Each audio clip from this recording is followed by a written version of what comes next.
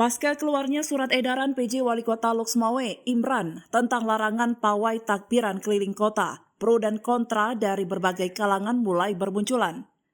Alasan keluarnya kebijakan tersebut dilandasi kondisi keamanan dan ketertiban Kota Loksmawe. Ketua DPRK Kota Loksmawe, Ismail A. Manaf, yang dimintai tanggapannya oleh Puja TV, menyayangkan atas keluarnya surat edaran tersebut. Dirinya tidak sepakat karena situasi dan kondisi Kota Loksmawe sudah mulai baik dan tidak lagi seperti masa pandemi COVID-19. Dirinya berharap jika warga Kota Loksmawe ingin melaksanakan takbiran keliling kota agar tetap menjaga ketertiban dan keamanan dalam berlalu lintas.